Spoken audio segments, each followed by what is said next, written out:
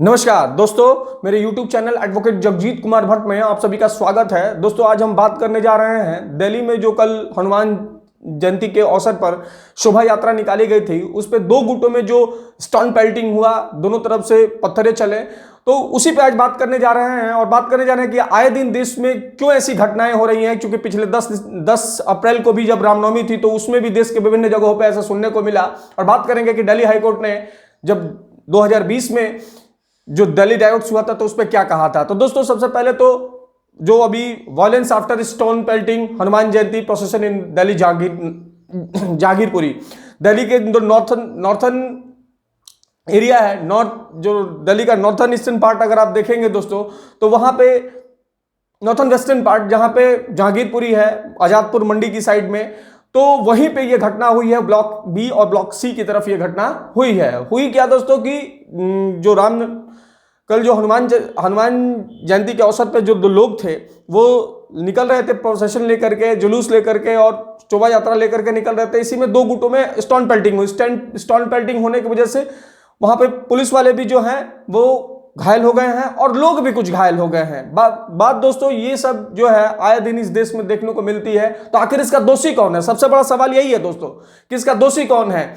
क्या केंद्र में बैठी भाजपा की सरकार है, या आम आदमी पार्टी की सरकार जो वहां पे केजरीवाल जी हैं वो है, या दिल्ली पुलिस है, या कौन है? क्योंकि लॉ एंड ऑर्डर जैसा कि आप जानते होंगे दोस्तों, दिल्ली जो है एक यूनियन टेरिटरी है जिसका तीन चीज आप याद रखें, तीन चीज, वहां का लॉ एंड ऑर्डर, वहां की पुलिस और वहां का लैंड जो होता है वो सेंट्रल गवर्नमेंट के रिलेटेड होता है। सेंट्रल गवर्नमेंट उस पे control, over the control of the central government. तो सवाल ये होता है कि दोस्तों कि जब इस तरह की बातें आई तो क्या वहां पे आईबी इनपुट नहीं था?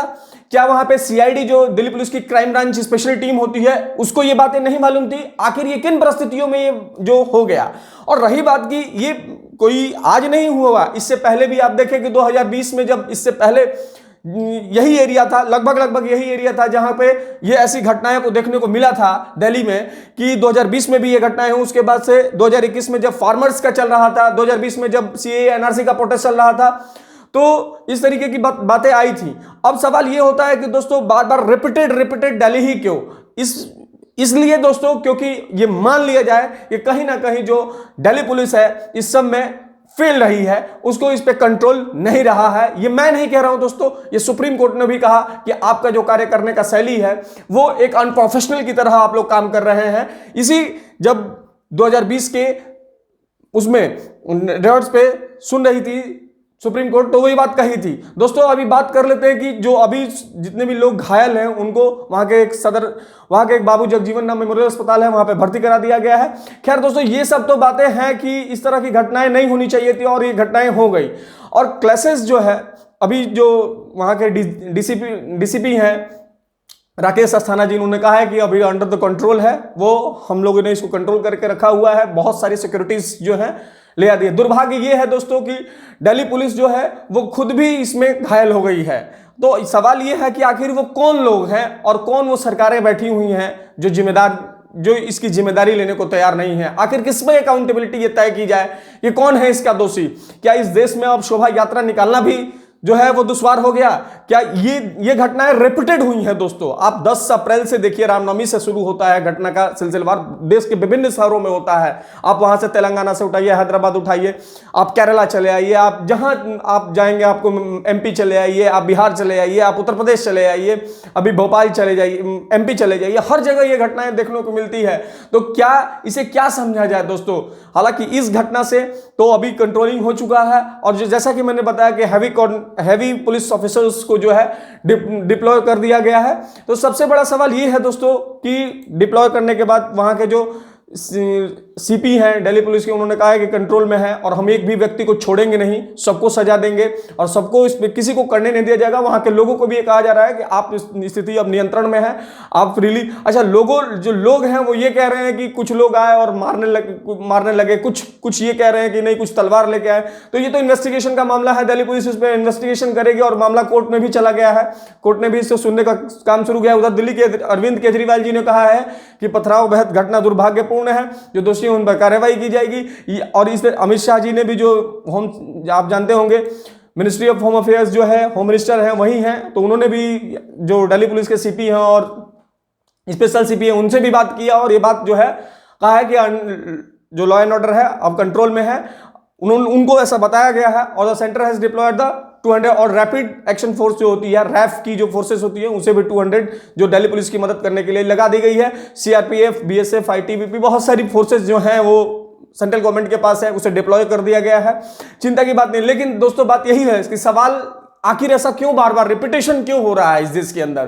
क्या ये जो चीजें हो रही हैं आपस में कॉम्युनल डिसहार्मनी पैदा नहीं कर देगी समाज में? क्योंकि हमारा जो समाज था वो एकदम से आप सेक्युलर नेचर का है, सभी लोग अमन चैन से यहाँ पे रहना पसंद करते हैं, लेकिन आए दिन कुछ ना कुछ इन प्रीवियस घटनाओं को अगर देखते हैं तो लगता है कि कम्युनल डिसहार्मनी जो है वो ज्यादा ही बढ़ गई है और इसे कंट्रोल करना होगा। और ये इसमें जो पुलिस है उसका ही मेन रोल है, क्योंकि उसको ये मालूम करना पड़ेगा कि क्या आखिर कौन सी सिचुएशन है जिसमें ये हो रही है।